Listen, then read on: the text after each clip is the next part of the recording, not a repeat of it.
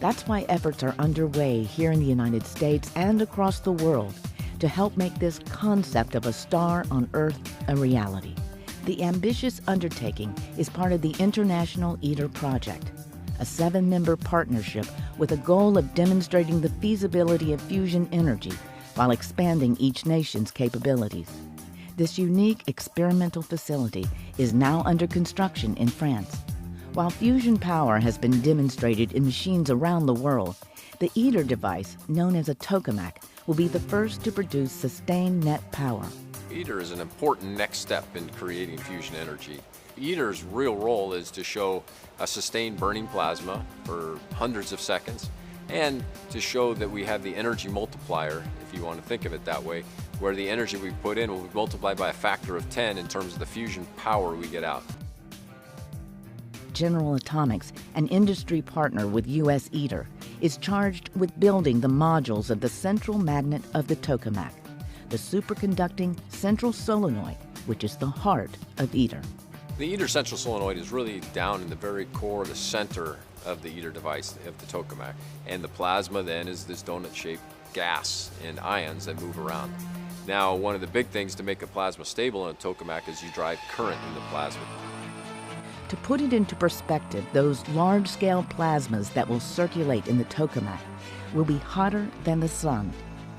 Miles of superconducting magnets will shape and combine the plasma within a 10-story tall vacuum vessel, which is essentially a gigantic magnetic bottle.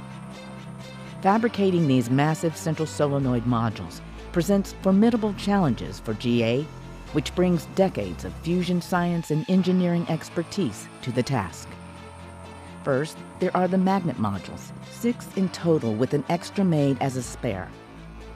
10 process stations have been assembled and commissioned to manufacture them.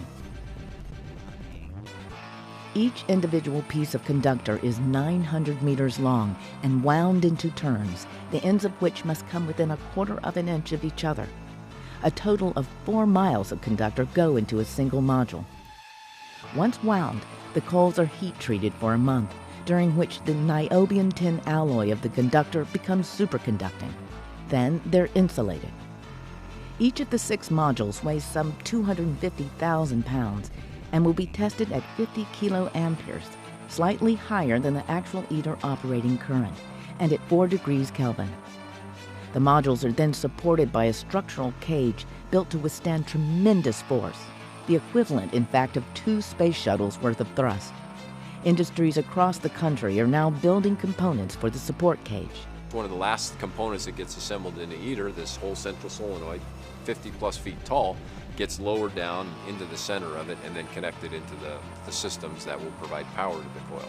It's a very tightly controlled process and the tolerances are incredible. And that's the real challenge, is to make sure that when you do something for the first time, it works. The first modules will be completed next year.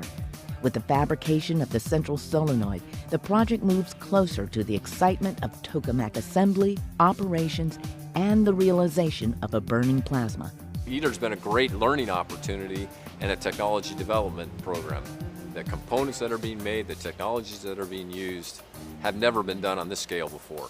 When achieved, this experimental fusion device can pave the way forward for the fusion plants of tomorrow.